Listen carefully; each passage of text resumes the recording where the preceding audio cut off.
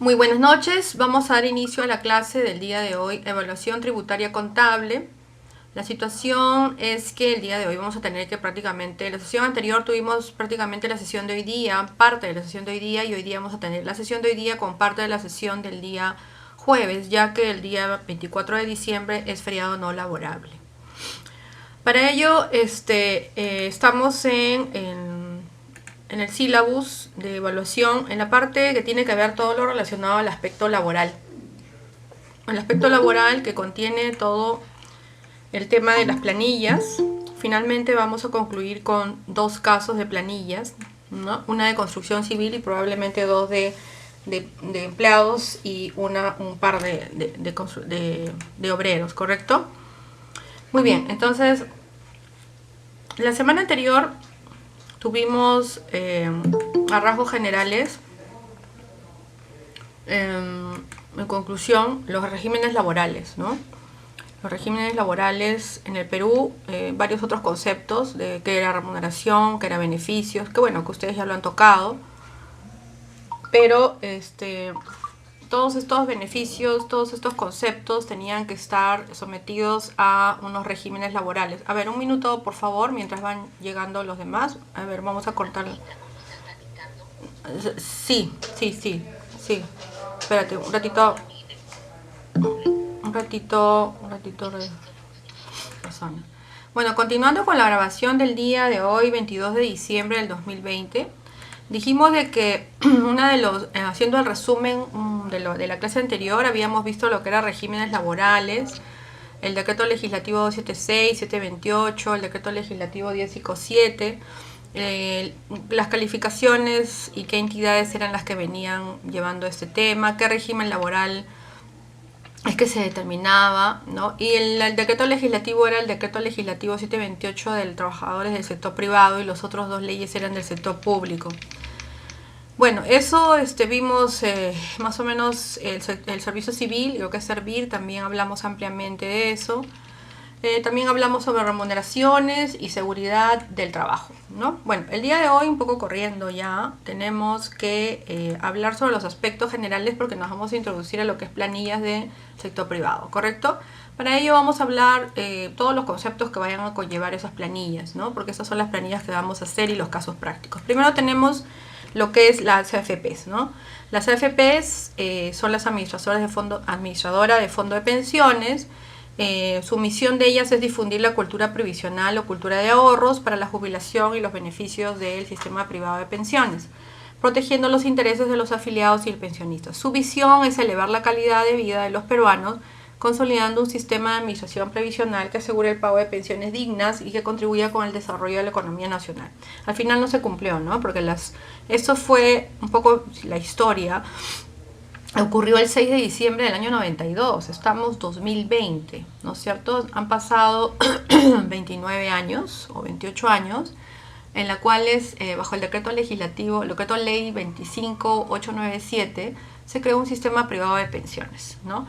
Y supuestamente parte de la visión era que nosotros tuviéramos una calidad de vida digna y tener pensiones dignas, ¿no? Pero lamentablemente las pensiones dignas a que ellos llamaban, realmente no son tan dignas porque el promedio de pensiones que tenemos a nivel privado no supera ni los $450. Estás hablando de prácticamente 1.300 soles y con 1.300 soles no puedes tener una pensión digna, ¿correcto? Esa es una. Dos, el tema es que sigue habiendo desequilibrios remunerativos respecto a nosotros del sector privado con respecto a las Fuerzas Armadas, por ejemplo, y los congresistas, ¿no? Con la célula viva es que creas las diferencias, ¿no? Hay todo lo que es Fuerza Armada tienen unas jubilaciones de célula viva, o sea que siguen ganando todos los beneficios actuales, al igual que los congresistas y los expresidentes y todos lo que han trabajado en ese sector. Entonces hay un gran presupuesto que debería ser asignado para otro tipo de obras, ¿no? Y no que por decir, congresista siga ganando 15.600 soles, o que los señores de la Fuerza Armada, sin ánimos de decir nada, pero hay desequilibrios, ¿no? Hay desequilibrios que nosotros que hemos trabajado 35 años, en mi caso, por ejemplo, voy a tener una proyección de jubilación de 1.300 soles. Sin embargo, una persona de la Fuerza Armada, sin ánimos de discriminar, o del Congreso o de los presidentes, ¿no? O todas esas leyes de célula viva, reciben sus sueldos enteros, como si estuvieran vigentes, ¿no? Entonces hay un desequilibrio, ¿no? Yo también tengo el mismo derecho que ellos, ¿no? Porque yo también he sacrificado y trabajado en el sector público como 12 años, por ejemplo, y he trabajado el resto en el sector público, en el sector privado. También he ido en la época de terrorismo, también he pasado yo yendo a campamentos trabajando, ¿no? O sea que eso, el tema de que cubre ciertos riesgos, habría que evaluarlo, ¿no? Porque a nivel presupuestal se están cometiendo varias injusticias, ¿no? Entonces, lo que voy yo es de que no se cumplió lo que dijeron hace 28 años atrás, ¿no? La visión no se cumplía para nada, ¿no? Entonces, eso es un poco para que ustedes fueran. Bueno, los administradores de fondos de pensiones dicen que son las personas jurídicas constituidas como sociedades anónimas que rigen para administrar nuestros fondos de pensiones, pero en realidad no tienen un capital social, un patrimonio, una denominación social. El objetivo dicen que es que tienen por objetivo exclusivo administrar un fondo denominado fondo de pensiones, bajo la modalidad de cuentas individuales, ¿no? O sea, bueno, el sector, la ONP recibes 300 soles y en la AFP recibes 3 veces más, o sea, 3 por 4, 12. Eso, pero ninguna de las dos es una pensión digna, ¿correcto? Bueno, si te mueres o quedas inválido, tienes un monto, ¿no? 50.000 soles, una cosa así, ¿no? Y si te mueres, recuerda, recibes más. Bueno, tú no, tus deudas, porque estás muerto. Listo. Entonces, las características que son independientes y de uso exclusivo de la AFP, en ningún caso están ubicados en locales donde funcionan empresas o entidades, deben tener en su exterior el nombre de la AFP, deben reunir condiciones óptimas para la atención a los afiliados y deben establecer un mínimo de horas de atención al público, dice. La organización, bueno, puede ser natural o extranjera. Y tenemos un promedio de 5 FPs actualmente, ¿sí? ¿Aló? ¿Sí? Profesora Mariana, usted me está presentando su Oh, PPT. ya. A ver, No sé. vamos a corregirlo. Ya.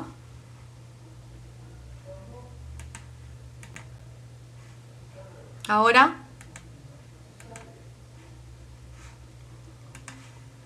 ¿tampoco? Sí, ahora sí. Ya. Esto va a ser colgado en la plataforma, en el aula virtual y bueno, acá están todos la misión, la visión, los antecedentes históricos, ¿no? Todo lo que estamos hablando de las FPs, cuál es el objetivo. La información que tienen que tener las FPs para que puedan ser evaluadas es el balance general, estado de ganancias y pérdidas, estados financieros, pues, ¿no? Y un anexo a todos los saldos finales del balance. Pueden ser aportes voluntarios o aportes obligatorios. Hay el fondo de pensiones, bueno, en este momento, ¿no? Fondo 1, el fondo de preservación de capital, el fondo 2, el fondo mixto, el fondo 3, fondo de apreciación o fondo de crecimiento. Lo que pasa es que las FPs, no sé si han estudiado ustedes un curso que se llama Sistema de Bolsa de Valores, ¿sí? Sistemas financieros y bolsa de valores, ahí hablamos sobre el tema de las FPs, cómo es que ellas intervienen a nivel de bolsa de valores, ¿no? Ahí hay como ellas tienen que invertir, entonces se invierten en bolsa. Los servicios que brinda el sistema privado de pensiones son pensión de jubilación, pensión de invalidez definitiva, pensión de sobrevivencia y gastos de sepelio. Bueno, ahí están los conceptos, ¿no? Eso ya lo deben haber visto ustedes, solamente es a nivel de recordatorio. Los asociados de la FP tienen la misión de... bueno, ellos tienen la misión, perdón, a la FP y qué es lo que quieren finalmente la FP, ¿no? Los accionistas, por ejemplo, tenemos a la FP Habitat, ¿no? Que tiene su accionista principal Habitat Andina, esto me parece que es una FP chilena. AFP Profuturo, que tiene que ver, se fundó en 1993, ahí está su historia, ¿no? Tiene más de 20 años de experiencia, tiene 1.800.000 afiliados. La misión de AFP Profuturo, acá está, somos personas, bueno, ahí está, ¿no? Visión, de la AFP también Pro Futuro. Trabajan con el tema de responsabilidad social, casi todas las AFPs. La AFP Prima, su misión, su visión. Bueno, ellos tienen su cliché, pues, ¿no? Su propaganda, qué sé yo. Cada una de las AFPs, AFP Integra, pero creo que se ha fusionado, ¿no? Ahora ya. Y bueno, estos son algunos de las tasas, ya obviamente han variado, porque varían cada año. Y eso sería lo concerniente a lo que es AFPs. En el examen que va a venir, qué cosa es una AFP, ¿no? Cuál es la misión de las AFPs, cuál es la visión de las AFPs, históricamente cuando se promulgó o cuando se fundó el tema, en 1992, y el decreto ley es el 25897, ¿no? Donde se creó el sistema privado de pensiones. Ya, ¿y por qué? ¿Qué pasó? La creación de este sistema se realizó en el momento de que el Sistema Nacional de Pensiones, que ya no existe obviamente, entraba en quiebra, ¿no? Entonces ahí se realizaron este tipo de... Y acá está el concepto de las FPs y bueno, las características, el objetivo de las FPs y las características, ¿no? Estas son las preguntas principales que van a venir en el examen parcial de la tercera unidad. Ahora rápidamente nos vamos hacia la siguiente exposición. Estamos hablando todo lo relacionado a lo que es ya planillas del sector privado, ¿no es cierto? Tenemos que hablar de las MIPES, tenemos que hablar de las FPs, tenemos que hablar de la renta de quinta, todo lo que interviene en una planilla del sector privado, ¿correcto? En una planilla del sector privado, a ver, empleados y obreros normales, administrativos, intervienen varios conceptos, ¿no? Pero lo generales es el FP, la renta quinta, que también la vamos a ver, y también hablamos de las planillas MIPE, ¿no es cierto? Que hay ciertos beneficios para esas empresas MIPES, para que tenga beneficios la empresa.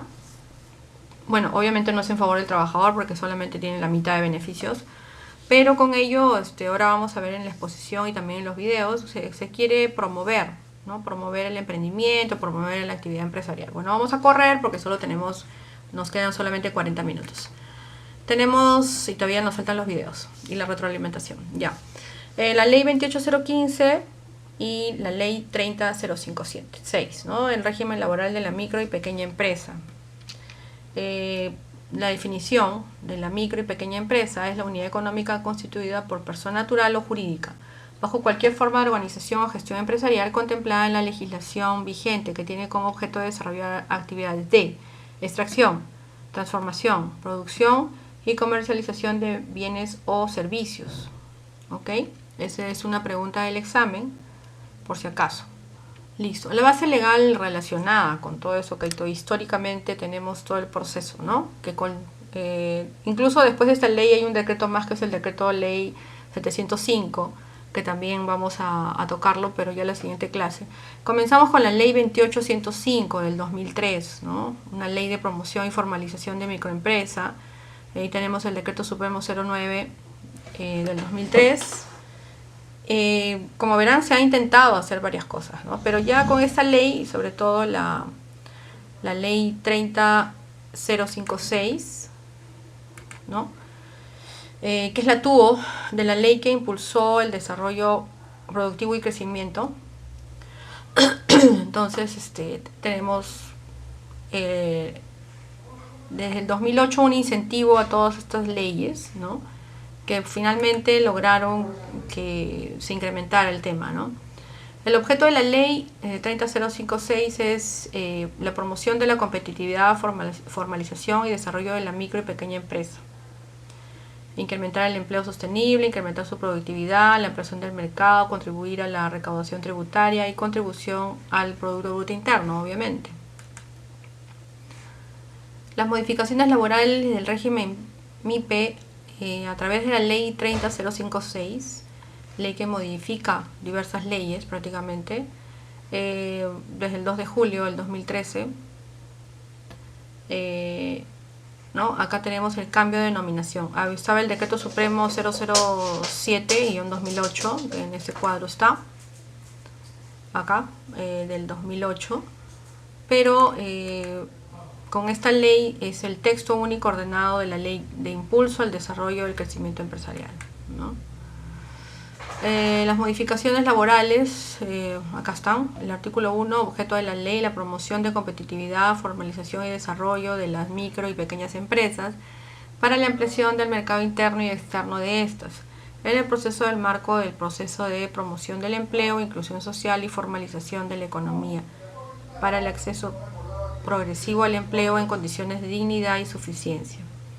El artículo 11 reemplaza el texto del artículo 1, dice: establecer el marco legal para la promoción de la competitividad, formalización y desarrollo de las micro y pequeñas empresas, estableciendo políticas de alcance y la creación de instrumentos de apoyo y promoción, el acceso a los mercados internos y externos y otras políticas que impulsen el emprendimiento y permitan la mejora de la organización empresarial. Lo que se quería es mejorar la competitividad, ¿no? Y por eso es que se reemplazan estos artículos, ¿no? El artículo 5 también hay características, ¿no? Se ha incluido una nueva categoría empresarial que es la mediana empresa, que busca impulsar la reorganización empresarial. Micro y pequeña, era antes solo, ahora hay la mediana, que es hasta 2.300 UITs. Multipliquemos 2.300 UITs por 4.300, o para el próximo año es 4.400. Entonces estamos hablando de no más de 9 millones de soles, ¿no? Entonces con eso amplías la base para que muchas empresas incluso se han convertido de SAs o de SRL del régimen general y se han pasado a ser de este régimen, ¿no? Después tenemos también que la ley 30056, estas modificaciones, perdón,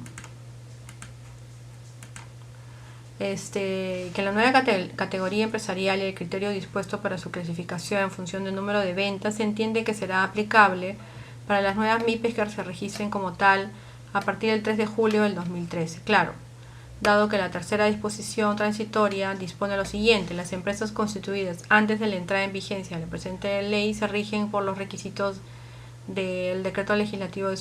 Claro, o sea, la idea era que promovieras el tema del emprendimiento, ¿no? Y también el tema de las MIPES. Al ampliar la base, lo que hicieron fue que muchas empresas liquidaron sus regímenes generales y se convirtieron en medianas empresas, porque al final tenías más beneficios para ti en el aspecto laboral y tus reducciones de costos bajaban, ¿no es cierto? Se reducían los costos, sobre todo laborales, ¿no? Siempre y cuando tuvieras más de 20 trabajadores, como vemos, ¿no?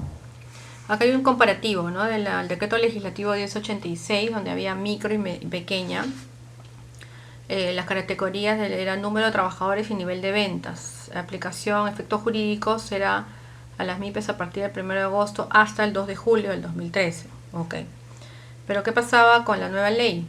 Acá hay micro, pequeña y mediana. Entonces aquí sí la característica es el nivel de ventas. Y se aplica para todas aquellas a partir del 3 de julio del 2013. O sea, no que tú siendo esto vas a pasarte de inmediato a mediana, no es cierto? Aquí está bien claro, ¿no? Ok, pero sí el régimen general, hay varios, ¿no? El régimen general que sí se pasaron por los costos, pues, ¿no? Los costos laborales. Después tenemos otra modificación como el artículo 14, la promoción de la actividad privada, iniciativa privada, la naturaleza y permanencia en el régimen laboral, ¿no? Y el artículo 51 también de Produces, reafirma el carácter permanente y únicamente aplicable a la micro y pequeña empresa. Claro, o sea, este decreto de Produce afirma que todas estas cuestiones laborales solamente pertenecen a la micro y pequeña empresa, ¿no? Pero sí es cierto de que hay beneficios laborales para los empresarios, más no para los trabajadores, porque en realidad reciben la mitad, ¿no? A ver, por ejemplo, con relación a la permanencia en el régimen MIPE, la ley 30057 realiza una modificación sustancial respecto al periodo de gracia que tendrán las pequeñas empresas que superen los 2 años consecutivos el número de ventas. Ahí está, ¿no? Pero bueno. La vigencia de la norma, según el artículo 43. Acá tenemos la ley 28015, que tenía vigencia temporal por 5 años. Después la ley 28885, también de naturaleza temporal, pero tiene vigencia 10 años. La 30056, segunda disposición, prórroga por 3 años. Y el régimen laboral especial de la microempresa, ¿no? Entonces, como vemos, la mayoría de leyes que se han dado han sido temporales, ¿no? Para el tema de las MIPES. Ahí está la vigencia del régimen laboral. El decreto legislativo 1086, el decreto supremo 0057 y el decreto supremo 0208 están vigentes desde el 1 de octubre del 2008 y no son temporales, ¿no? Está sin término. La ley 30056, ¿no? Bueno, que hay un error porque se promulgó en 2013, ¿no? Bueno, lo importante es que sepan los fondos, en el fondo, qué es lo que significa, como hemos estado viendo. Ya. La determinación de las ventas anuales, entiéndase por niveles de ventas anuales a los ingresos, ¿no?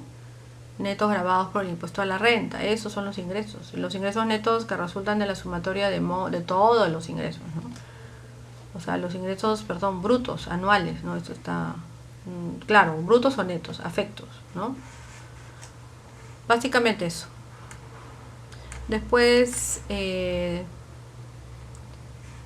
algunos derechos laborales, lo que hablábamos, ¿no? Por ejemplo, la remuneración, bueno, la remuneración mínima y vital es igual. La jornada de trabajo, igual, 8 horas semanales, perdón, diarias y 48 semanales. El descanso semanal, 24 horas consecutivas. El descanso vacacional, en la microempresa es 15 días al año, en la pequeña empresa 15 días al año, en la mediana también. El descanso por feriados, bueno, lo que dice la ley, ¿no? En ambos casos, gratificaciones no hay en la microempresa. En la pequeña empresa, 2 gratificaciones de medio sueldo cada año, ya, de julio y de diciembre. O sea, en la pequeña empresa le das la mitad. Si gana 930, él recibe gratificación 400 y pico cada en diciembre y en julio, ¿no? Las utilidades no aplica y lo previsto en la actividad privada, ¿no? Bajo el decreto legislativo 892. CTS microempresa no tiene, pequeña empresa y mediana tampoco. Pequeña empresa tiene 15 días de remuneraciones por año, con un máximo de 90 remuneraciones diarias. Despido arbitrario, en la microempresa hay 10 remuneraciones diarias por tope. Y en la pequeña empresa 20. Indemnización por vacaciones no gozadas, bueno, las truncas, ¿no? Y en ambos casos son las truncas. El seguro de vida, el SIS, en la microempresa, y en la pequeña empresa tienes salud, ¿no? El seguro y el seguro complementario de trabajo de riesgo. No tienen asignación familiar en ningún caso, bueno, en la mediana tampoco. Después, este sistema de integral de salud tiene que ser, para que puedas tener, la empresa tiene que afiliarse al REMIPE, que es el registro de la pequeña empresa, ¿no? La microempresa deberá registrarse en el portal de REMIPE y los datos personales que se les requieran los conductores de trabajadores, etc. Envía la lista de conductores. Bueno, hay un registro, pues, en el Ministerio de Trabajo, ¿no? La microempresa pertenece a un régimen pensionario, no es obligatorio. Ya los trabajadores podrán optar por el SNP, SPP o sistema de pensiones sociales. La pequeña empresa, los trabajadores de las pequeñas empresas deberán afiliarse obligatoriamente a la ONP o al SPP. La microempresa que durante 2 años calendarios consecutivos superen el nivel de ventas, en la empresa la ley podría conservar por un año calendario adicional el mismo régimen laboral.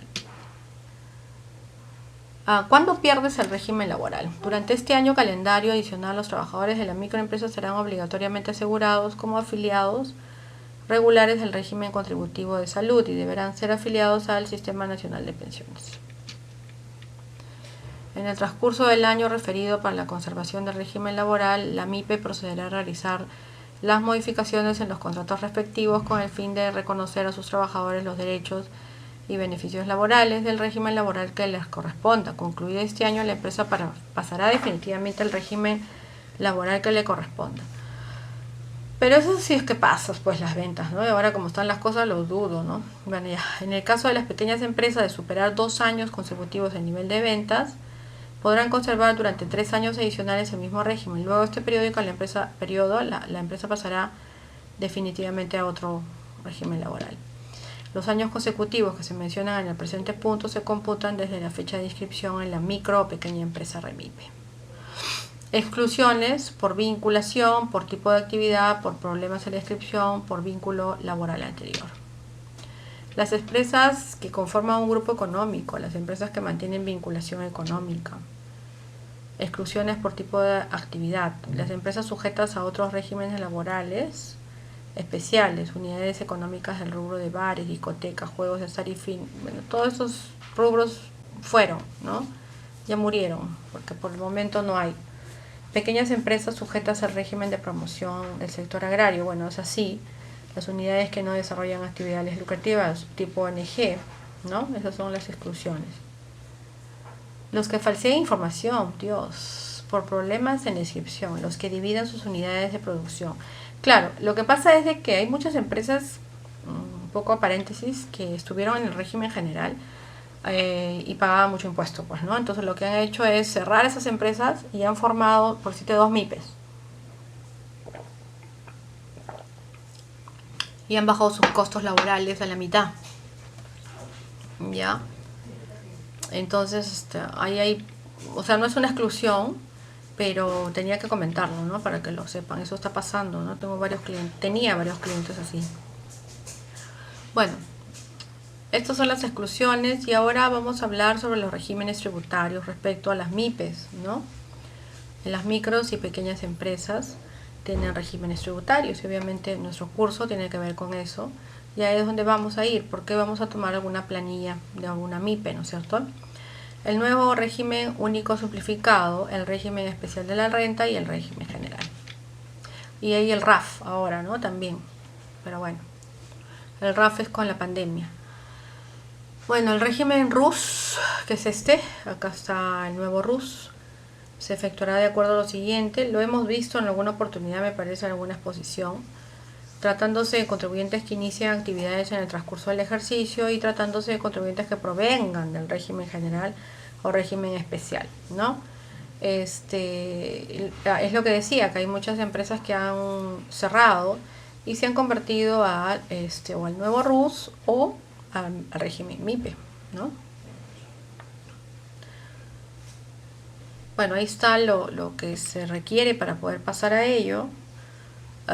Sujetos comprendidos, dice, finalmente las personas naturales o sucesiones indivisas domiciliadas en el país que exclusivamente obtengan rentas por realización de actividades empresariales, las personas naturales no profesionales domiciliadas en el país que perciban rentas de 4ª categoría únicamente por actividades y oficios, la empresa individual de responsabilidad limitada y sus ingresos brutos por la realización de sus actividades no excedan los 360.000 nuevos soles de un ejercicio gravable. En un mes no deben de ser mayores a 30.000 soles.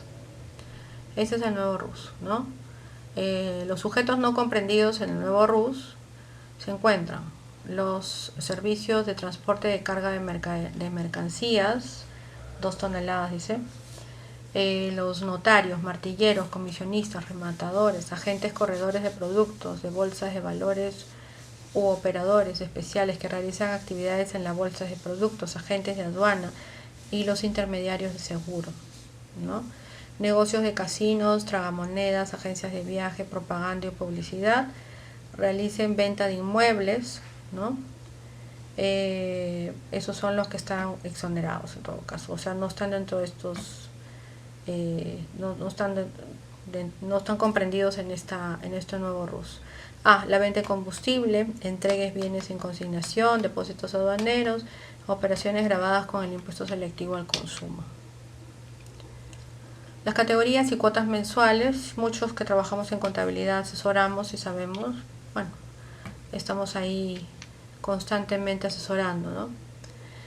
Ahora tenemos la categoría especial. Los siguientes sujetos podrán ubicarse en una categoría denominada categoría especial, siempre que el total de sus ingresos y sus adquisiciones anuales no exceda cada uno a 60.000 soles y la cuota mensual aplica a 0 soles, ¿no? Sujetos que dediquen únicamente a la venta de frutas, hortalizas, legumbres, tubérculos, raíces, semillas y demás bienes, especificado en el apéndice 1 de la Ley del Impuesto General a las Ventas y el Impuesto Selectivo al Consumo, realizada en el mercado de abastos.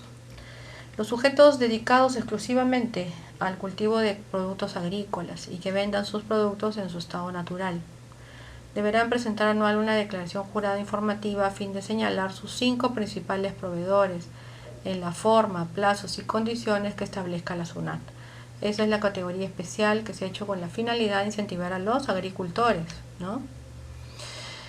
El cambio de regímenes, ¿no? Cuando hay cambios, puede ser voluntario o obligatorio. Por ejemplo, voluntario cuando los sujetos del nuevo RUS podrán optar por acogerse voluntariamente al régimen especial o general en cualquier mes del año mediante la presentación de las declaraciones juradas que correspondan a dichos regímenes, según sea el caso.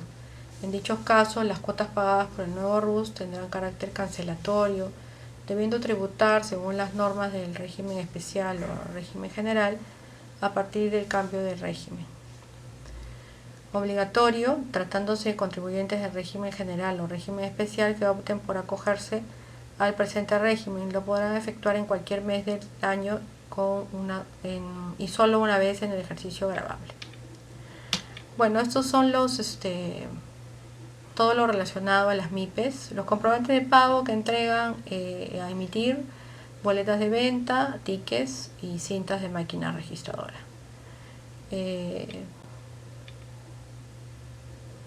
Bueno, que no permitan ejercer el derecho al crédito fiscal ni ser utilizados para gastos, costos, para efectos tributarios. Para las adquisiciones referidas a la actividad deberán solicitar facturas, dice, ¿no? Los libros y registros contables no se encuentran obligados a llevar libros y registros contables en un nuevo RUS. Ahora tenemos el régimen especial del impuesto a la renta, que es el RER. El acogimiento al RER se efectuará de acuerdo a lo siguiente, tratándose de contribuyentes que inicien actividades en el transcurso del ejercicio. El acogimiento se realizará únicamente con ocasión de la declaración y pago de la cuota que corresponde al periodo del inicio de las actividades declarado en el Registro Único de Contribuyentes. Y por otro lado, tratándose de contribuyentes que provengan del otro régimen, general o el RUS, el acogimiento se realizará únicamente con ocasión de declaración y pago de la cuota que corresponde al periodo que se efectúe el cambio del régimen. Bueno, bien, sigamos. Los sujetos comprendidos en el RER podrán acogerse al RER las personas naturales, sociedades conyugales, sucesiones en divisas y personas jurídicas domiciliadas en el país que obtengan rentas de tercera categoría provenientes de las siguientes actividades. Actividades de comercio e industria. Se entiende por tales a la venta de los bienes que adquieran, produzcan o manufacturen, así como la de aquellos recursos naturales que extraigan, excluidos la cría y el cultivo. Las actividades de servicios se entiende por tales a cualquier otra actividad no señalada expresamente en el punto anterior. Los sujetos no comprendidos no se pueden acoger a este régimen cuando en el transcurso de cada ejercicio gravable el monto de sus ingresos supere los 500 y pico mil de soles, ¿no?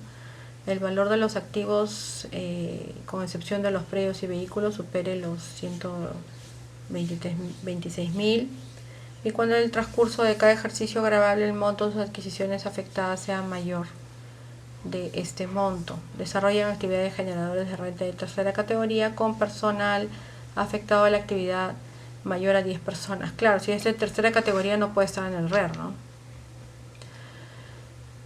Acá también sujetos no comprendidos realicen actividades que sean calificadas como contratos de construcción, presten el servicio de transporte de carga de mercaderías, organicen cualquier tipo de espectáculo público, sean notarios, martilleros, comisionistas o rematadores, sean titulares de negocios de casinos, tragamonedas, sean titulares de agencias de viaje, propagandas o publicidad.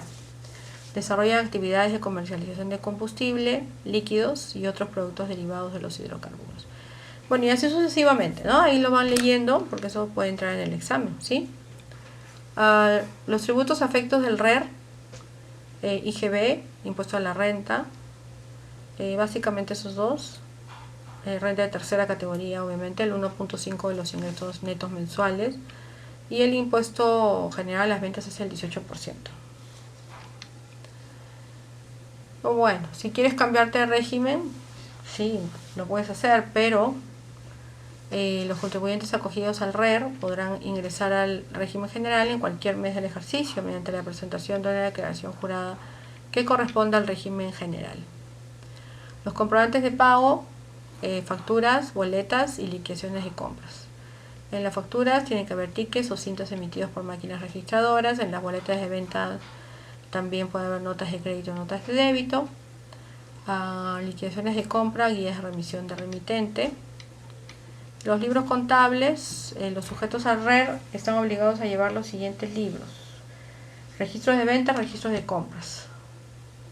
Ventajas: no hay ninguna restricción o condición para acogerse. Para determinar la renta neta se deducen todos los gastos y costos. Micro y pequeña empresa tienen un crédito tributario en el impuesto a la renta por gastos de capacitación desde el año 2014.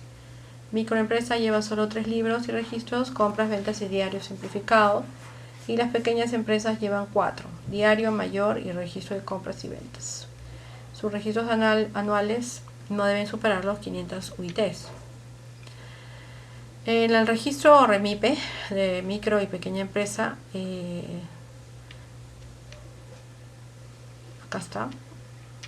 Bueno, de acuerdo al artículo 64 del Decreto Supremo del 008-2008, el REMIPE tiene por finalidad acreditar que una micro o pequeña empresa cumpla con las características establecidas en los artículos 4 y 5 del Decreto Supremo 013-2013. A autorizar el acogimiento de la micro y pequeña empresa a los beneficios que correspondan conforme a ese decreto, y registrar a las micro y pequeñas empresas. Bueno, hay un procedimiento para poder registrar a las MIPES, REMIPE. Y bueno, este es el portal del Ministerio de Trabajo, ¿no? Donde puedes tú registrar en la REMIPE. Acá está cómo se tiene que hacer, todos los pasos.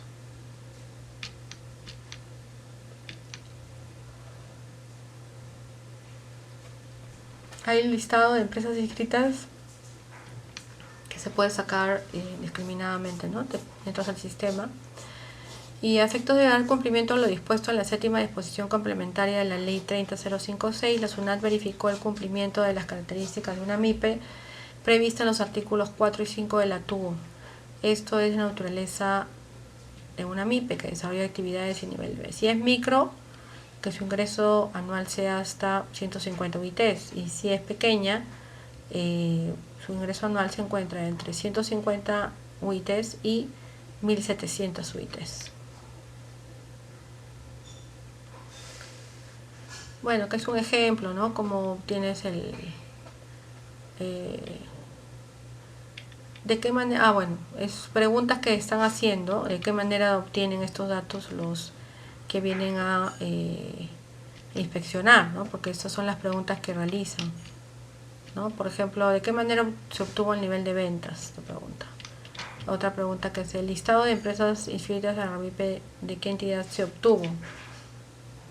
Ok, hay una entidad. ¿Dónde lo sacaron, no?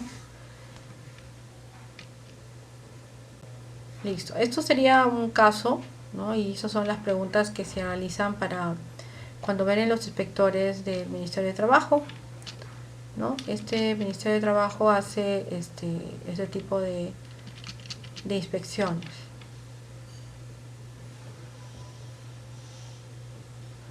Ok, esto ha sido todo por lo que es bueno, y acá hay algunos tips. A ver, acá tenemos un caso de cómo calculan su remuneración, en todo caso. Eso lo vamos a dejarlo como tarea.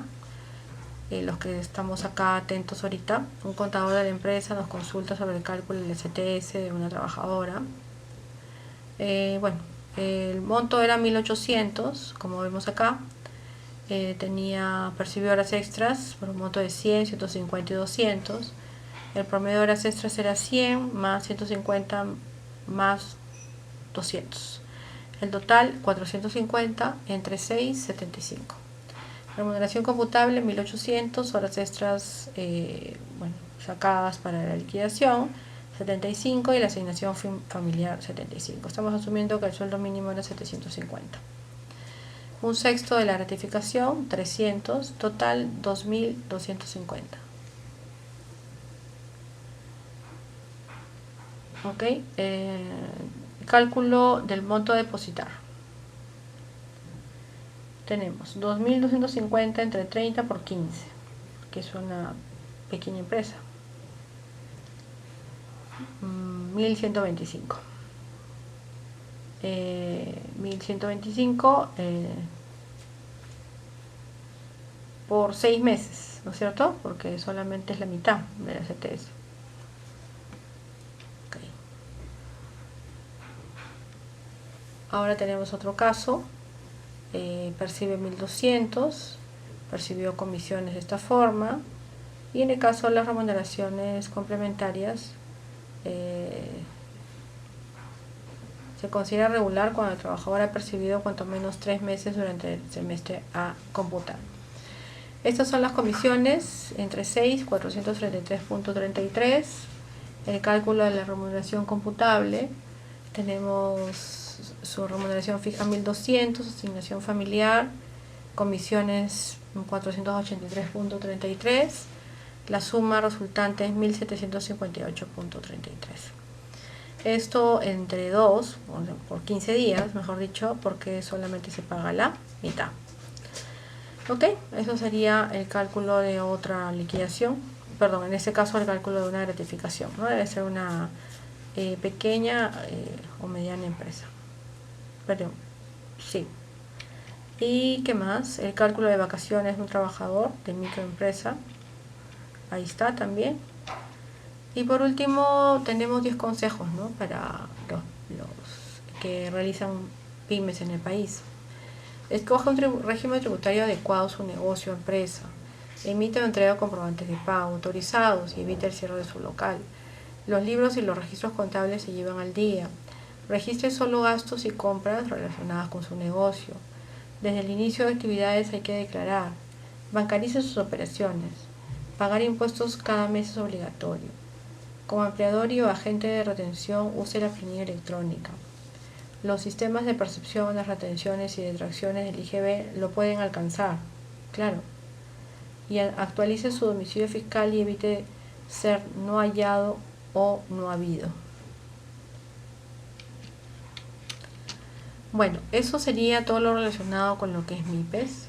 Y ahorita vamos a poner los videos correspondientes al tema de AFP, primero, bastante corto, y también lo que es MIPES. ¿Cómo supervisa la SBS a las AFP? La SBS es el organismo que regula y supervisa a las AFP para que cumplan correctamente su labor. Determina procedimientos operativos, restricciones y normativas para las inversiones de los fondos, operaciones y atención al afiliado. La SBS realiza constantes inspecciones a las AFP y puede sancionarlas si no cumplen los procedimientos.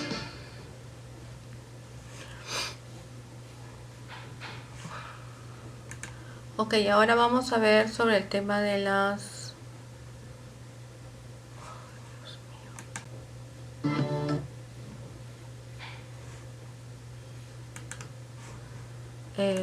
MIPES.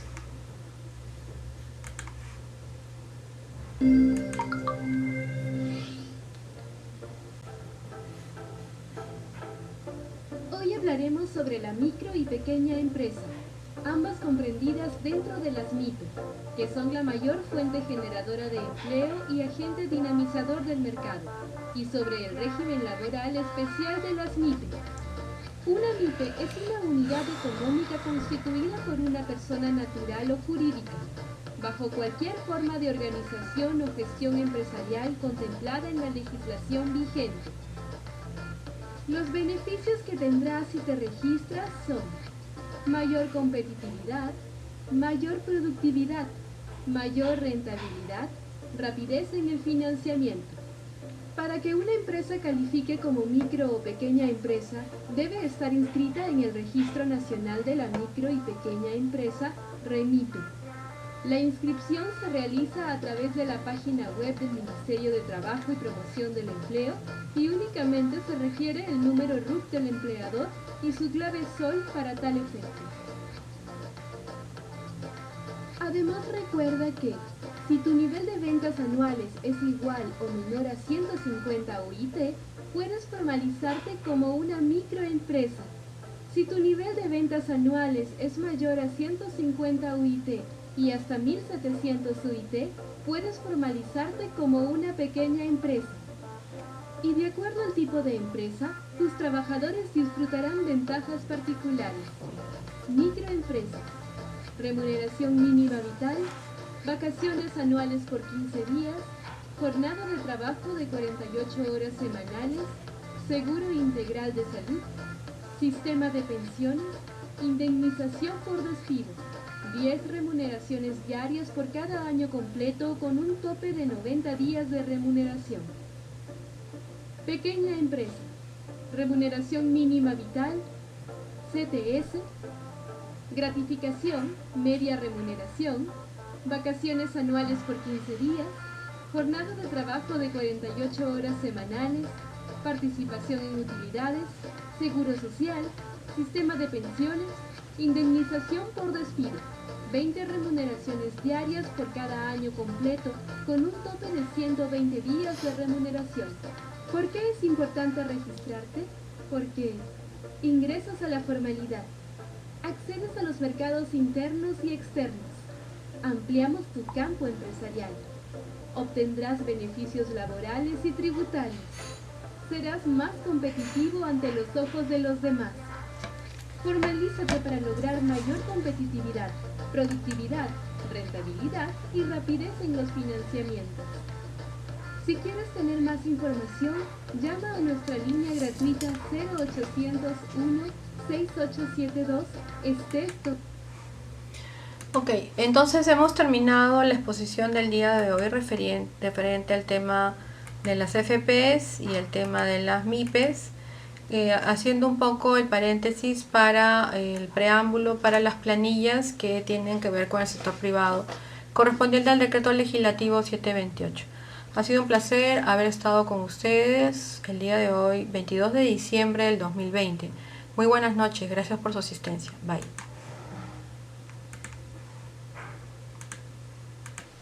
Muy buenas noches, siendo el 22 de diciembre del 2020, vamos a dar inicio a la clase del día de hoy del curso Sistemas Financieros Contables. Un minuto, por favor.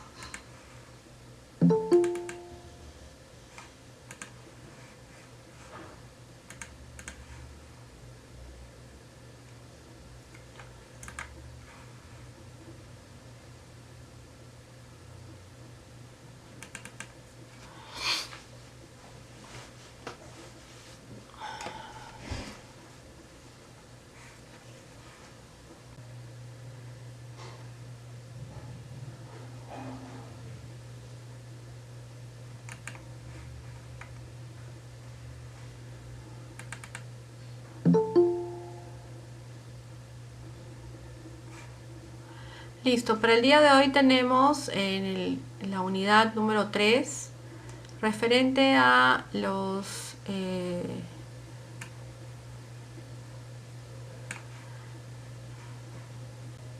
la semana 11, los factores macroeconómicos y análisis sectorial, todo el aspecto macroeconómico, ¿no? Es lo que tenemos que ver el día de hoy. Por eso hemos traído esta diapositiva. Vamos a tratar de admitir a todos. Ojalá que ya... Listo.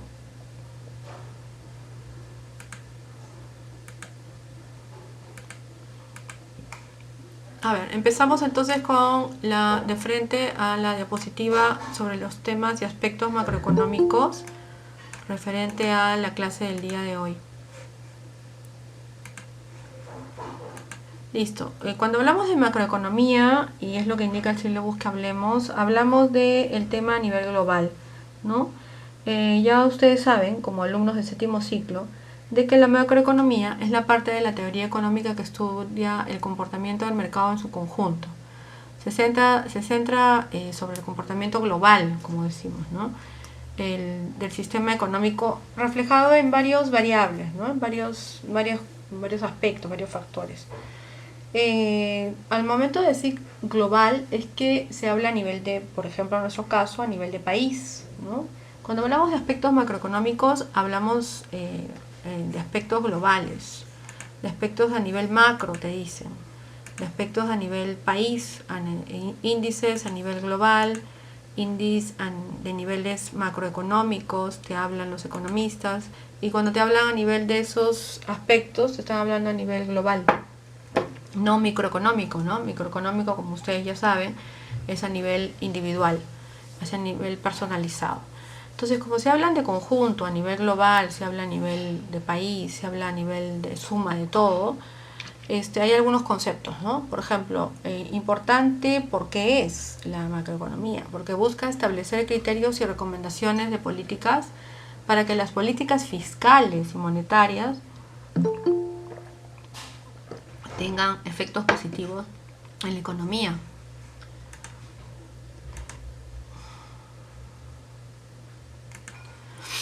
¿Qué estudia la macroeconomía?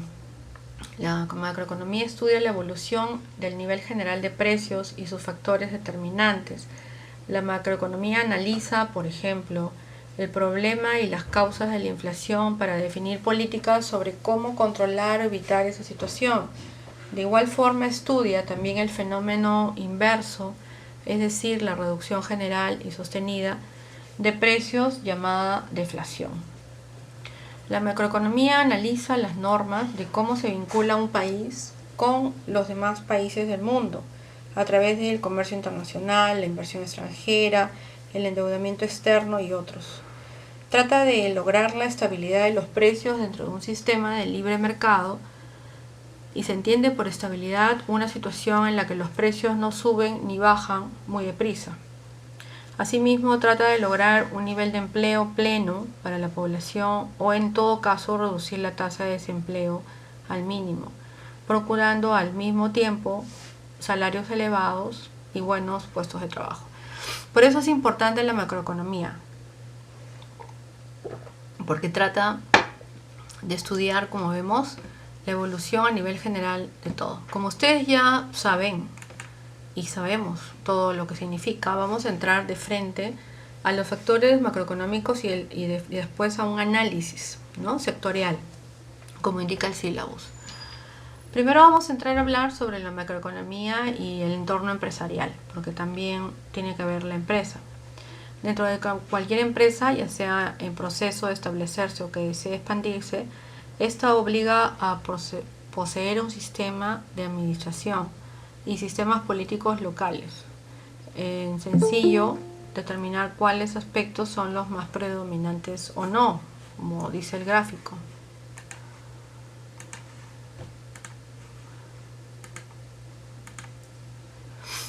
Dentro de los aspectos más importantes y la dinámica del entorno empresarial es que las organizaciones son jerárquicas y tienen estructuras administrativas, ¿no?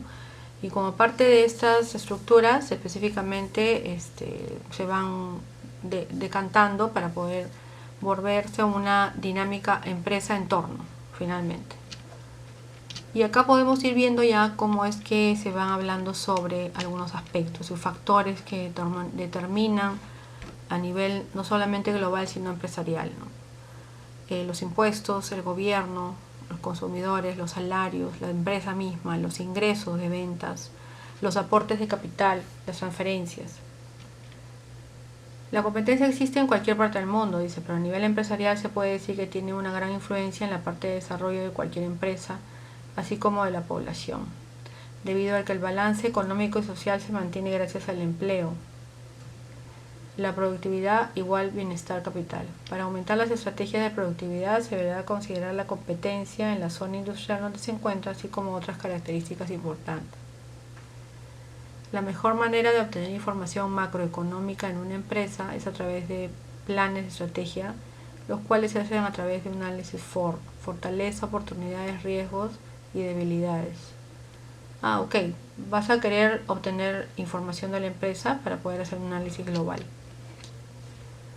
Los agentes económicos son todas aquellas entidades o personas que influyen en las decisiones de una sociedad completa. Las empresas, el encargado de elaborar productos o servicios de los consumidores necesarios para satisfacer la demanda. El gobierno son los que proveen el aspecto legal a cambio del pago de impuestos tanto de los consumidores como de la empresa. Y los consumidores son aquellos que demandan los productos y servicios y facilitan su calidad de vida. Estas necesidades son dirigidas a las empresas y a los gobiernos. Bueno, ese es el aspecto empresarial, cómo es que se puede obtener información macroeconómica, en todo caso de una empresa. Pero ahora vamos a ir a, por ejemplo, ver el aspecto macroeconómico sobre la política económica en una economía cerrada. A ver, definiendo, ¿no? Por ejemplo, ¿qué es el Producto Bruto Interno? Representa el valor total de la producción por un cierto tipo de tiempo, un cierto periodo de tiempo. Producto Bruto Interno. El Producto Nacional Bruto es el ingreso total que presenta una nación en un periodo determinado de tiempo. Se calculan los ingresos externos como los internos y se tiene que sumar un saldo neto de factores y de esta manera conseguir el Producto Nacional Bruto. Producto Nacional Neto se obtiene mediante la resta del Producto Nacional Bruto y la depreciación, que es el stock de diferentes factores como equipos, plantas, entre otras. El ingreso nacional se calcula restando el Producto Nacional Neto con los impuestos y subsidios, los cuales se encuentran presentes en el porcentaje del Producto Nacional Bruto, obteniendo las ganancias que se presentan en la empresa. Cualquiera de estas preguntas puede venir en el examen, definitivamente.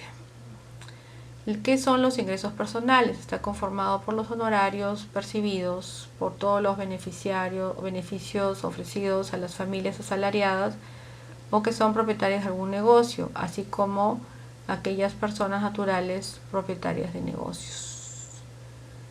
¿Ya? Ingreso personal disponible es el ingreso total que presentan las empresas y hogares destinadas a sus gastos personales. ¿Qué es el ingreso personal disponible?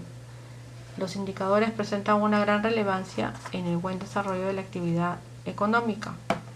En cualquier país, por aquello se puede determinar si existe una expansión productiva, así como también un crecimiento de la población. El mercado real de bienes y servicios te habla sobre la demanda agregada, que es producto de los gastos por el público, las inversiones y el consumo.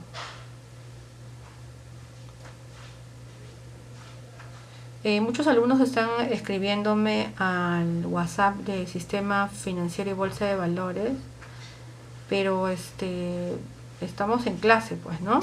Así que, ¿qué podemos hacer? Me dicen que no tienen buena conexión. Bueno, yo comprendo, pero ¿qué podemos hacer? Nosotros tenemos que continuar con la clase. Ok.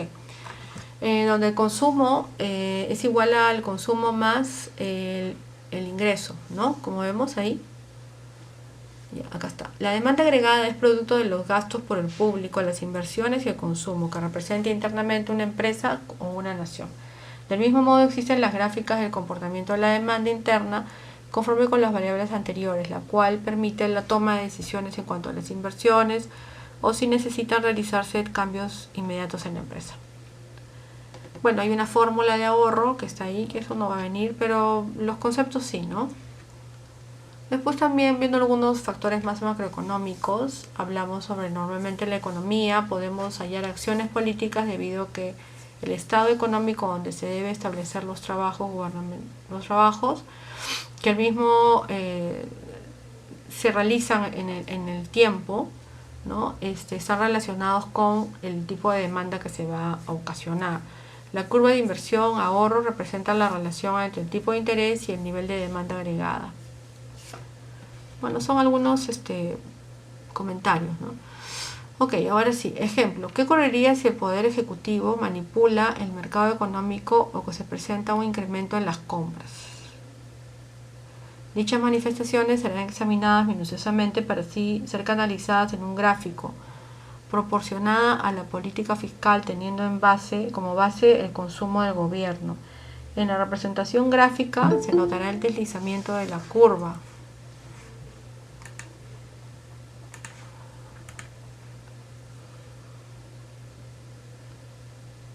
Calculando si los montos son beneficiosos y perjudiciales de manera nacional. Bueno, curvas no van a venir, ¿no? Definitivamente, pero sí los conceptos.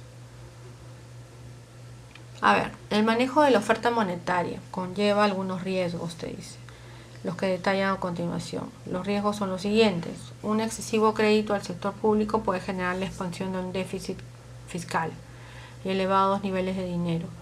Un excesivo crédito privado, además de efectos en precios, puede generar que las entidades financieras sean irresponsables en el manejo de sus fondos. Un bajo encaje legal puede significar para los depositantes un mayor riesgo en la recuperación de sus fondos, obviamente. Y un elevado afán de financiar al Estado o al sistema financiero mediante la compra de títulos puede elevar el valor de los activos y reducir el tipo de interés a niveles muy bajos. O sea, todo exceso es malo en el mercado, ¿no? Eso es una economía cerrada, dice, ¿no? Expansión secundaria del dinero. El dinero en la economía se expande también por vías secundarias. Esto se da cuando están cambiando los depósitos en la banca o se están cambiando las tasas de encaje. Podemos establecer entonces las variables siguientes. La relación circulante de depósitos y la relación reserva de depósito conocida como la tasa de encaje. Claro, cuando uno deposita un certificado a plazo fijo, tienes que tener una tasa de encaje, ¿no? Un monto hasta que te puedan devolver. Acá en el Perú es 99.000 soles, me parece. Listo.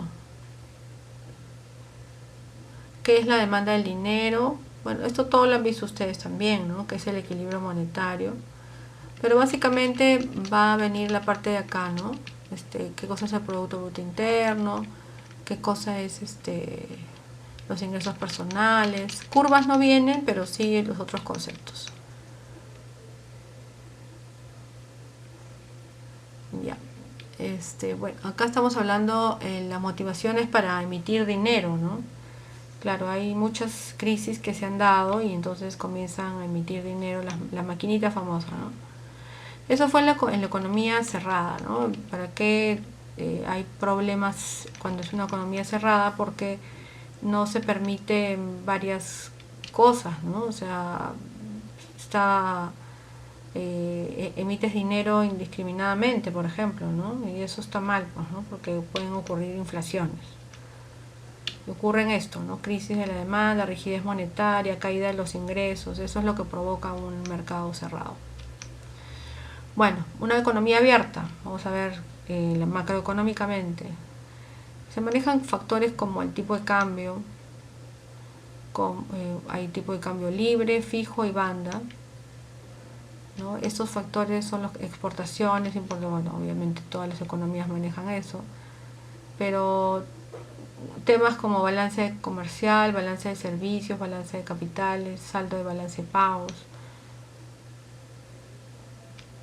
Una economía abierta es aquella economía que se deja manejar por el libre comportamiento de la oferta y la demanda, ¿no?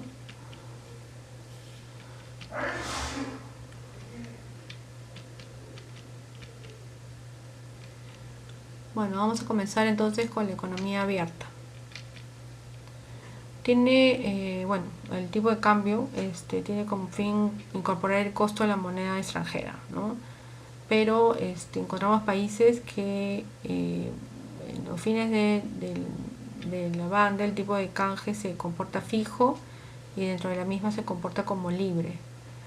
O sea, quiere decir que en esta economía de mercado el tipo de cambio varía bastante, ¿no? El tipo de cambio sirve para que los precios locales tengan niveles internacionales y se reduzcan. Este tipo de cambio se sostiene solo si hay reservas internacionales netas.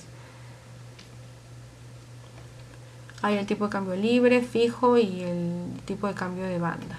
El libre muestra la oferta y la demanda en dólares, ¿no? Un aumento en la oferta en dólares traslada la curva, dice, ¿no? Tipo de cambio fijo muestra que los agentes solo pueden comprar o vender a ese precio y esto genera una existencia en la demanda, exceso en la demanda. El tipo de cambio en banda puede trasladarse de un nivel máximo a un nivel mínimo.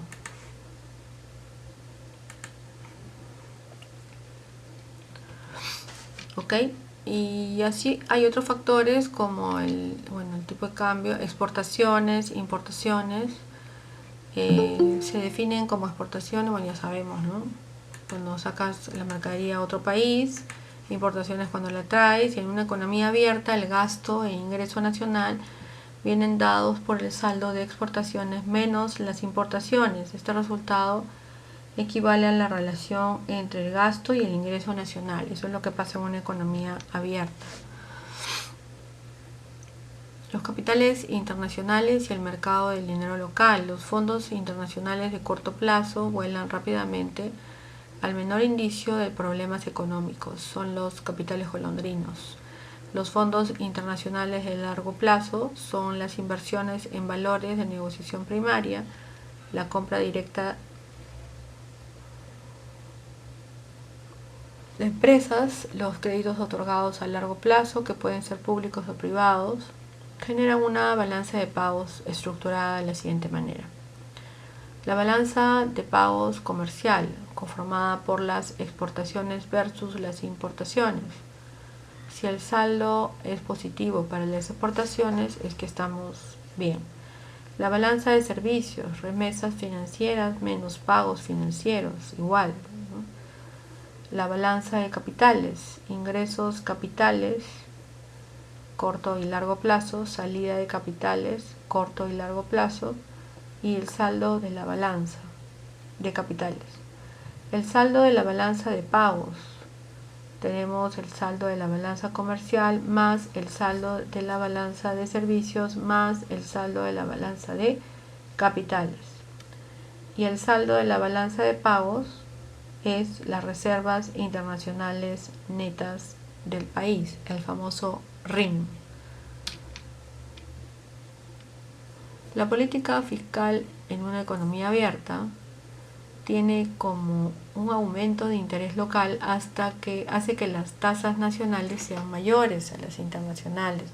Cuando esto sucede, los capitales internacionales se orientan al mercado en donde obtendrán mayores ganancias, obvias razones. Este mercado es ahora el local. Ejemplo, una variación en el gasto público si el gobierno decide elevar el gasto y por lo tanto incurrir en un déficit presupuestario. ¿Qué ocurre con el nivel de producción y con su composición, con el tipo de interés o el tipo de cambio? Y un incremento del gasto público provoca un aumento de la demanda y por lo tanto un aumento de la producción. Al aumentar la producción también aumenta la demanda de dinero. Seguimos con la política monetaria ahora en una economía cerrada. Una contracción monetaria provoca una subida en el tipo de interés, lo que aumenta el atractivo de los activos financieros nacionales y desencadena una apreciación. La subida de interés reduce la demanda y la producción.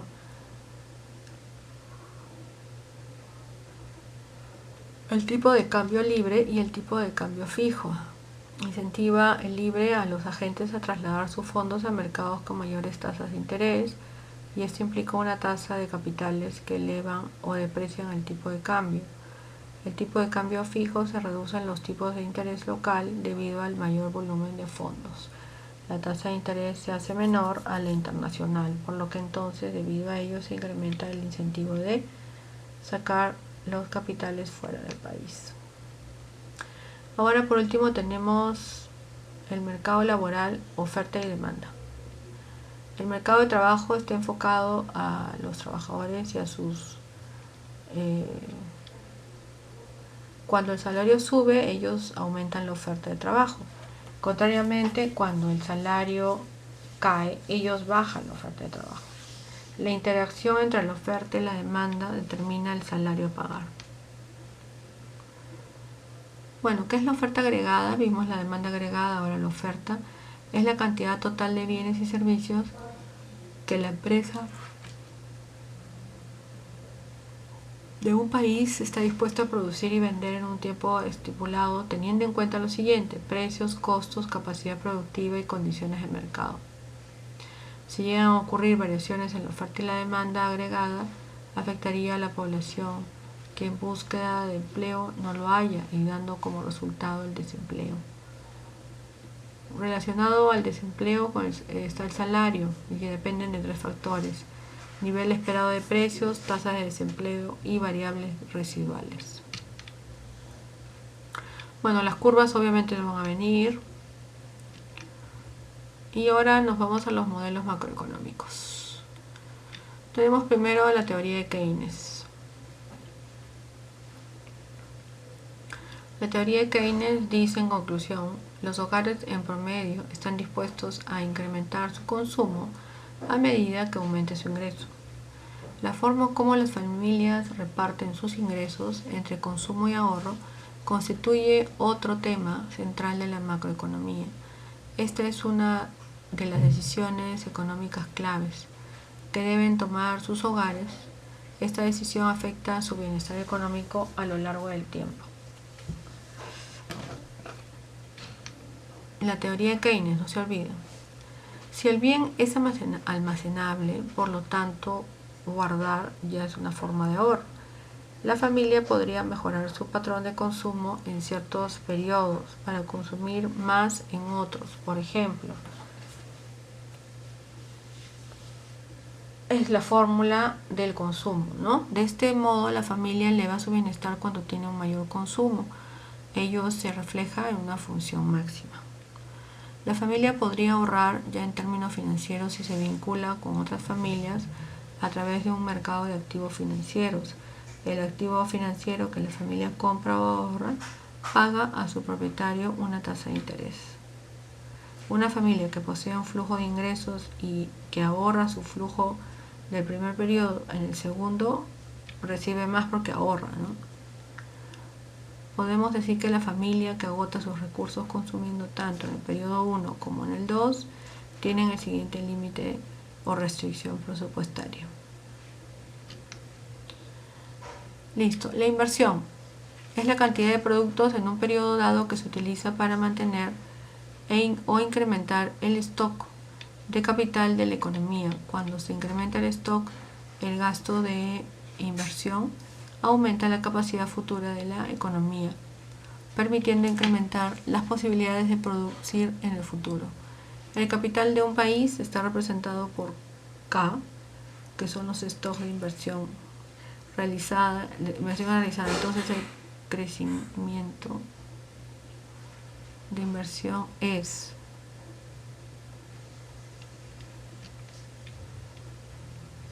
por fórmula, ¿no? El gasto de gobierno es otro factor, ¿no? El sector gobierno constituye una parte clave de la economía. La naturaleza del sector público varía en cada país según los acuerdos institucionales, obviamente.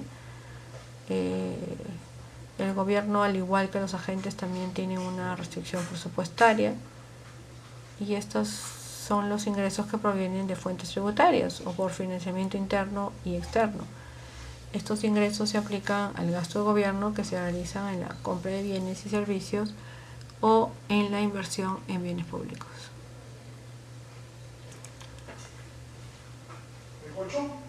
Para medir el crecimiento económico, los economistas emplean diversos modelos. El primero de ellos es el modelo de crecimiento de Solow, quien atribuye al crecimiento económico a la acumulación de capital, al crecimiento de la fuerza de trabajo y al cambio tecnológico. El punto de partida del modelo es la función de producción de un país. Sin embargo, en esta ocasión se expresarán todas las variables en términos per cápita. Supondremos que la población y la fuerza de trabajo son iguales, de modo que el producto per cápita es igual al producto por trabajador. designamos al producto per cápita o por unidad de trabajo, representado por Q, y el capital por unidad de trabajo, representado por K. Ahora hablemos sobre la predicción en la nueva macroeconomía a niveles futuros, ¿no?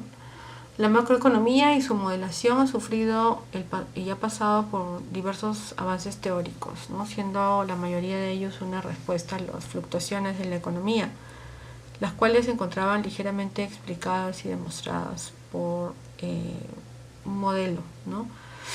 Ahora, fueron varias teorías relacionadas a los ciclos de negocios, como el ciclo real de la simetría de información o los mecanismos de información perfecta, los cambios intersectoriales, los desequilibrios, los modelos de equilibrio general y otros de rigidez y precios y contractuales, según McQuick en 1990. Lucas siguió con las renovaciones teóricas al demostrar que las decisiones macroeconómicas se basaban en las decisiones y expectativas de los agentes, expectativas futuras de consumo e inversión. Con esto se criticó severamente los usos de los grandes modelos de predicción macroeconómicos, que usaban activamente variables de aproximación o reemplazos de aquellas que introducían sesgos para evitar las fallas estadísticas. Esto evadía y no medía los efectos de las decisiones microeconómicas de los agentes. Las políticas económicas fueron dejadas a libre discreción de los agentes decisores, y esto dio lugar a la existencia de los efectos inflacionarios de las políticas monetarias. En otras palabras, se conllevó a un riesgo de mayor inflación, ya que se dan a relucir muchos incentivos en los decisores para cambiar sus acuerdos o promesas. Eso fue en los años 80, lo anterior fue en los años 70, y ahora nos vamos a los años 90 por idea de los keynesianos. La teoría de Keynes, la vimos arriba. Ha surgido otra explicación en torno a los salarios rígidos a la baja. En ese caso, las empresas pagan por la productividad de un empleado. Si pagan menos, la productividad se reduce, de modo que los salarios son llamados de eficiencia y son rígidos a la baja. Con ello se afecta el mercado de trabajo priorizando a cierto sector laboral de alta productividad, el cual puede tener una dinámica de empleo más alta e inclusive puede estar en equilibrio laboral en comparación a un sector de baja productividad. En los modelos clásicos los ajustes nominales son neutrales. Tenemos al modelo clásico versus la teoría de Keynes o los keynesianos, ¿no? Son estos modelos clásicos, las expectativas afectan estos modelos continuamente y son racionales, que los cambios nominales solo causan efecto real en información imperfecta o incompleta. Estos modelos responden a la expectativa racional y esta representan un proceso de decisión y predicción en donde el costo de adquirir información es equivalente al beneficio del ajuste de la predicción, ¿no? El modelo que se plantea Bruder busca encontrar el comportamiento de la inflación y del producto. Para ello se sugiere que bajo ciertas condiciones de expectativas racionales o pasadas existen efectos reales. Esto se debe a la rigidez de los mercados dado su imperfección. Si las expectativas son racionales, los agentes optimizan sus decisiones y logran que el precio esperado con información actual pasada y con expectativas futuras sea igual al precio actual de la economía, de modo que en condiciones de estabilidad los precios serían los mismos al esperado en cualquier periodo. Actualmente se busca generar modelos que expliquen efectos monetarios basados en cambios de credibilidad y estabilidad. Diseñar modelos de estabilidad requiere de un esquema adecuado de incentivos entre quienes hacen política monetaria o política económica en general. Se han encontrado algunas características necesarias para establecer políticas monetarias bajo procesos de inflación objetivos, por ejemplo, acuerdo institucional de estabilidad de precios, Esto implica un acuerdo con todas las instituciones que velen por la política monetaria y económica, buscando que la meta sea una estabilidad de los precios a corto, mediano y largo plazo. Ausencia de otras anclas nominales, es decir, que la emisión sea el ancla de precios o alguna meta monetaria, pero no se requiere de una ancla cambiaria. Ausencia de dominancia fiscal, es decir, que la política monetaria sea coordinada y de igual peso que la política fiscal, de modo que los acciones fiscales no incentiven la inflación y eliminen los efectos de la política monetaria. Bueno, acá ya viene el aspecto de la nueva economía del crecimiento, ¿no? Habla del ahorro y critica bastante los modelos anteriores. Finalmente, estos modelos se caracterizan por su rigidez, y es decir, sus predicciones consideran constantemente las expectativas de los agentes, ¿no? Estos macromodelos además tienen implícito una serie de fallas estadísticas también, ¿no?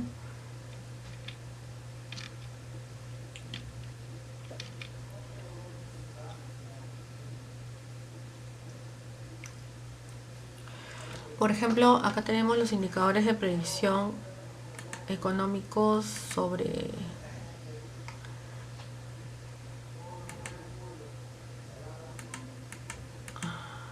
bueno, esto lo vamos a explicar en la siguiente clase porque aparentemente está fallando, ¿ya?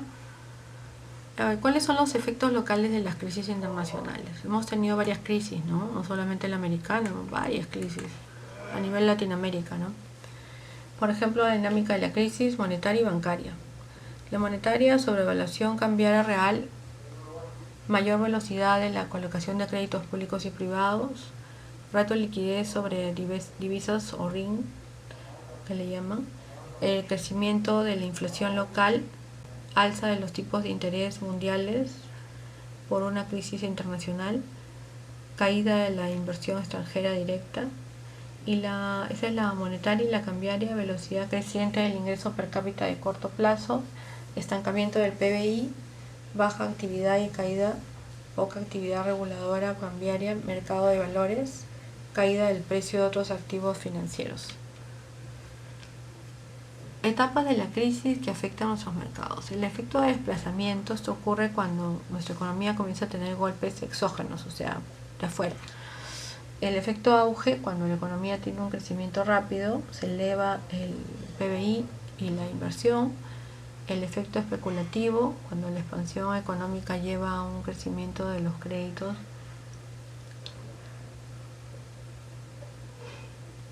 Y las inversiones financieras, de modo que los activos físicos o financieros se eleven el precio. Y vamos a hablar de todas las últimas crisis, ¿no?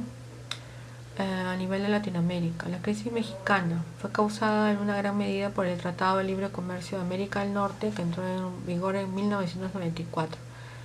México, que había iniciado en los 90 una profunda ola de reformas estructurales en economía, hizo frente a una de las peores crisis de su historia. Cambio estructural de su aparato productivo. El Estado decidió iniciar un proceso de privatizaciones, una apertura de los mercados financieros, y permitió la concentración de las actividades financieras bajo la figura de la banca universal. Se liberalizaron las tasas de interés y a la par se iniciaba un proceso de apertura y libre mercado en toda la economía. La otra crisis que tuvimos fue la crisis brasileña. Fue causada también después del Tratado de Libre Comercio con Estados Unidos.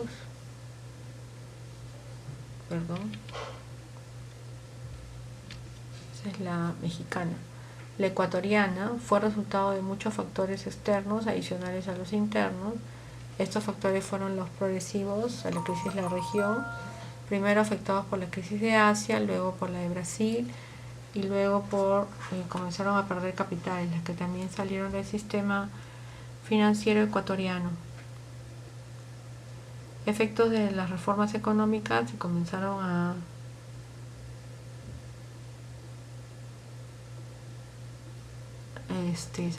tener expansiones desmedidas de crédito y altos niveles de concentración en la banca. Una gran práctica fraudulenta pasó, ¿no? Eso trajo a colación los criterios de riesgo moral, las políticas regulatorias financieras. Después tuvimos la crisis argentina, sin contar las crisis de Estados Unidos, ¿no? Basados en un régimen de acuerdo monetario, el Cross-Border Agreement. Dicho régimen también dominaba la caja de conversión, establecía la paridad de dólar y peso argentino, lo que equivalía a tener niveles similares agregados monetarios y dólares. El régimen de convertibilidad adoptado por Argentina requiere, entre otras cosas, las siguientes características: sistema bancario solvente y transparente, fuerte regulación bancaria, nivel elevado de empresas internacionales, un gobierno responsable fiscalmente, un banco central responsable y dedicado a combatir la inflación, un mercado laboral flexible, credibilidad institucional por parte de los agentes, una estabilidad en los niveles productivos. Y bueno, tenemos algunas conclusiones en cuanto a la economía macroeconómica y macroeconomía en la parte cerrada, de una economía cerrada y una economía abierta. En una economía cerrada, los cambios en el gasto de gobierno, la inversión privada y el consumo autónomo, los impuestos y la propensión marginal a consumir dan como resultado una expansión o reducción del ingreso o producto. A partir de los costos se obtiene una información vital para determinar el punto óptimo de la producción de una empresa, y el individuo maximiza su bienestar considerando su restricción de ingresos a lo largo del tiempo. La crisis no solo afecta a los indicadores macroeconómicos, sino también a los sociales. Los mercados financieros, al ser pequeños, son altamente sensibles al ataque especulativo en los precios de activos, y la salida debilita fuertemente el sistema financiero. Analizar minuciosamente el entorno define oportunidades de la empresa, ¿no? Bueno, acá tenemos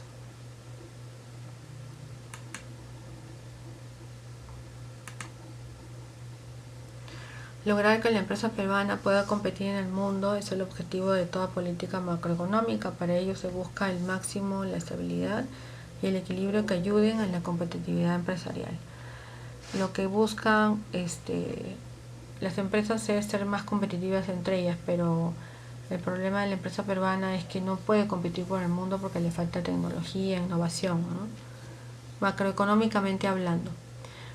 Bueno, ahorita vamos a hacer un análisis de la economía peruana en la última década. Es un análisis, ¿no? Nos indica el sílabo análisis sectorial. Bueno, vamos a hacerlo. Dice, hoy se puede afirmar que el Perú está inmerso, bueno, esto es antes de la pandemia, incluso hay un tramo, ¿no? Acá estamos hablando del 2005-2014. A diferencia de los frustrantes décadas del año del terrorismo, obviamente, a los que se presentan volver en cambios de modelo.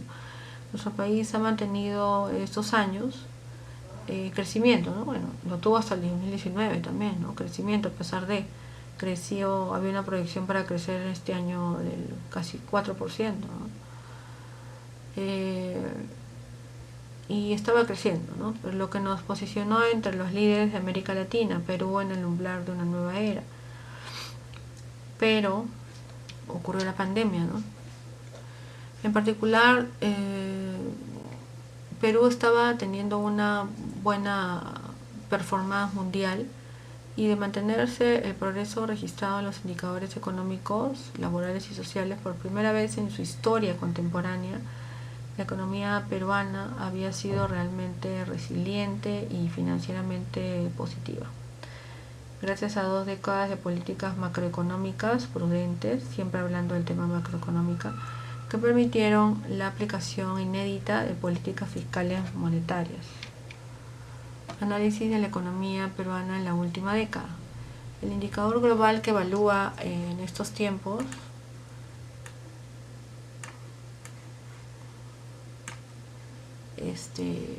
de la evolución de la incidencia en la pobreza en el Perú, la cual disminuyó en 14 puntos, ¿no? Del 2004 al 2009 bajó de 48.6 a 34.8, periodo que incluye incluso una pequeña reducción de 1.4 en el año más álgido de la crisis, ¿no? O sea, donde estuvimos peor, de todas maneras hubo una disminución en pobreza. Estos son niveles macroeconómicos. Hemos dicho que hablando a nivel macroeconómico es a nivel de país, ¿no?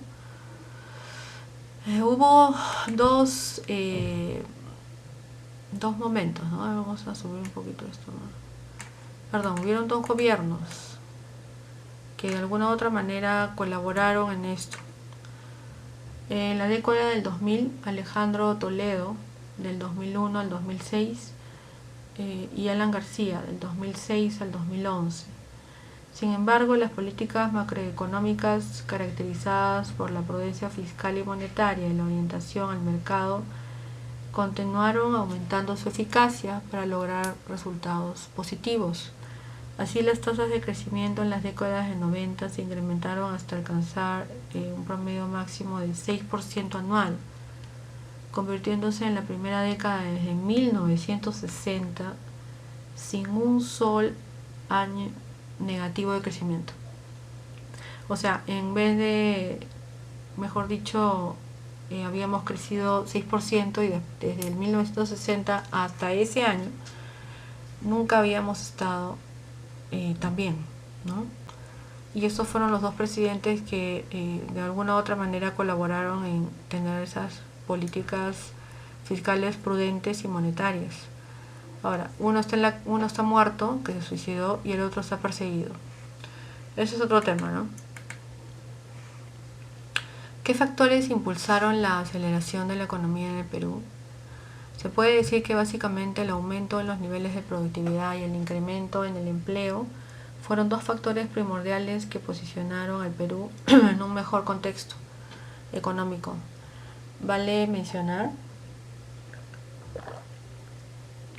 que el aumento de los intercambios comerciales con el exterior y un crecimiento de las exportaciones en distintos rubros fueron importantes para acelerar el crecimiento. La estabilidad jurídica también le dio más confianza a los inversionistas nacionales e internacionales para apostar por el Perú. Todo ello además generó que se lograran bajos índices de inflación, mayor acumulación de reservas internacionales, reducción de la deuda externa, así como una disminución sostenida en los niveles de pobreza y avances importantes en los indicadores sociales del Perú. Tomando este punto de partida, el próximo gobierno, dice la conclusión, deberá mantener la política macroeconómica y fiscal que se ha aplicado en nuestro país durante la última década, para así asegurar avances más efectivos en la reducción de pobreza. Bueno, esto todo lo que hicieron los presidentes anteriores, en todo caso, a ver, vamos a... no se ve, ¿no? No se ve. Bueno, en todo caso, hubo crecimiento en esas décadas, ¿no? No sé si logran ver acá, tuvimos un crecimiento del... acá está, ¿no? En estos, después antes de Alan García estuvo Toledo, Alan García y después Humala, pero el crecimiento fue, el mayor crecimiento fue en el gobierno de Alan García. En conclusión, después de este análisis, un pequeño análisis, ¿no? Porque en realidad tenemos varias cosas que ver. Para cerrar las grandes brechas de desigualdad que existen en el Perú, se requieren urgentemente aumentar la inversión en infraestructura física, ¿no? Y mejorar la calidad de la educación en todos los niveles. En los próximos 5 años se deberá aplicar políticas más eficientes para lograr que el crecimiento económico sea más inclusivo. Bueno, ese es el análisis. Como hemos visto, hay varios factores que tenemos que seguir analizando, es largo, ¿no? Pero bueno, a nivel de... ya va a terminar la clase. Listo, vamos a tomar la lista y vamos a tratar de ver algún video si nos alcanza el tiempo.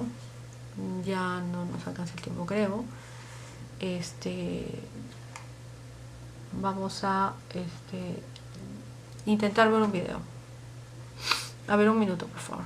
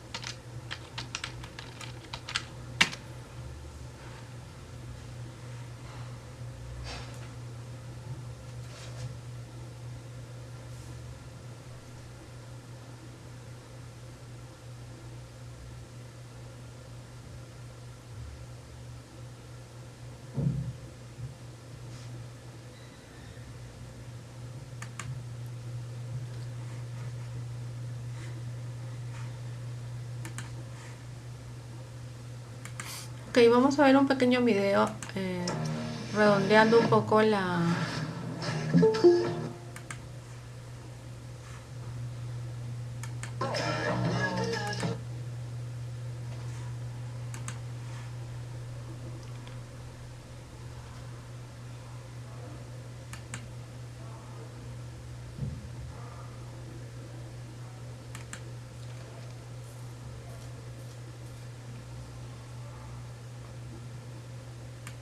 ¿Qué es la macroeconomía?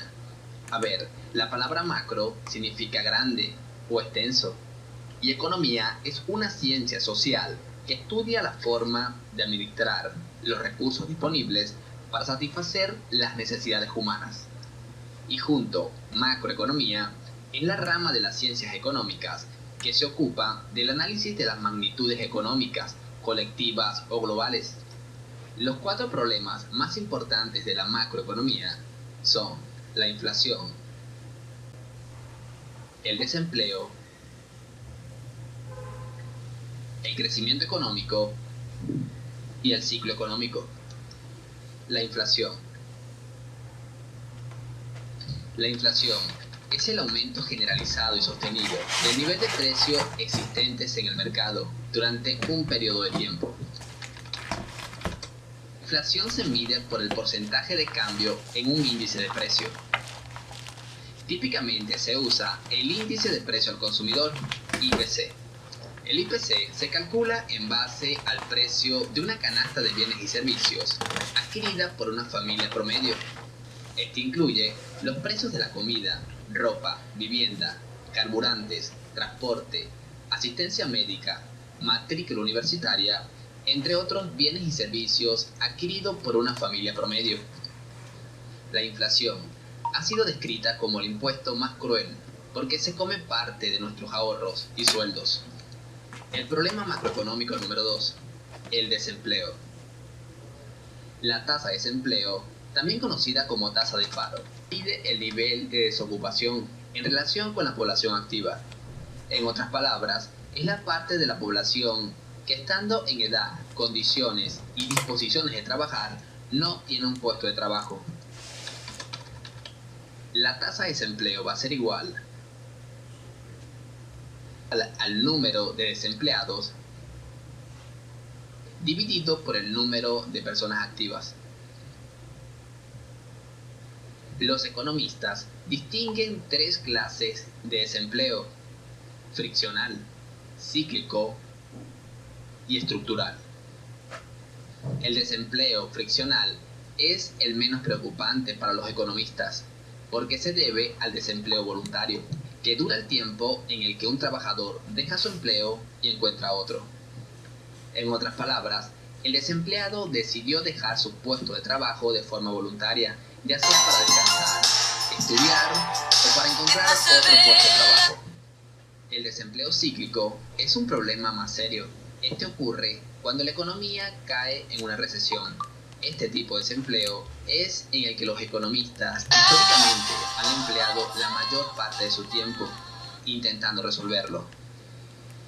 El tercer tipo de desempleo, el estructural, ocurre cuando un cambio tecnológico provoca que el puesto de trabajo de alguien quede obsoleto, algo que está muy presente en este mundo cada vez más tecnológico.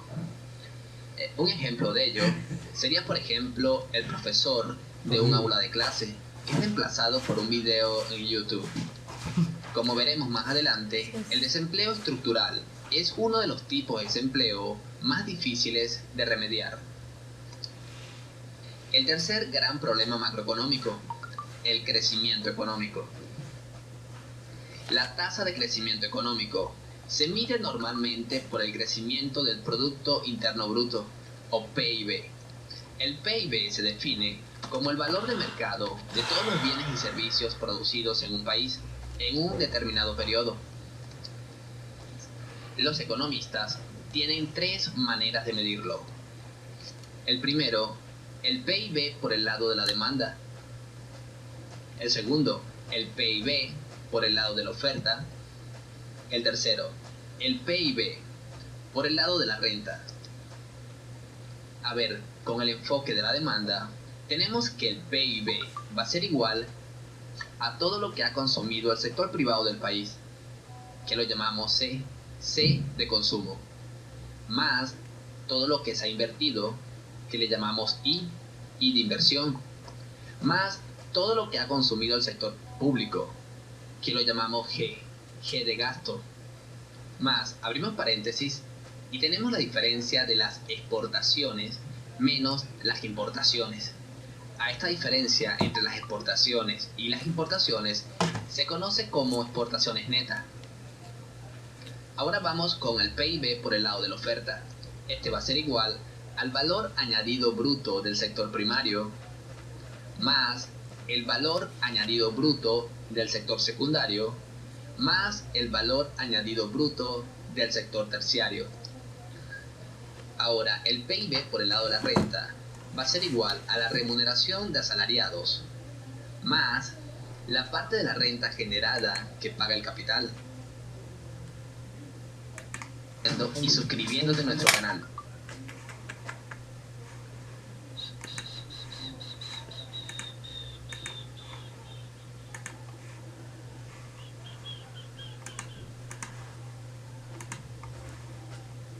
Ok, chicos, eso fue todo por el día de hoy. Vamos a irnos a tomar la foto y tomar listo. Muchas gracias por la asistencia. Tuvimos hoy día factores macroeconómicos, siendo el día martes 22 de diciembre.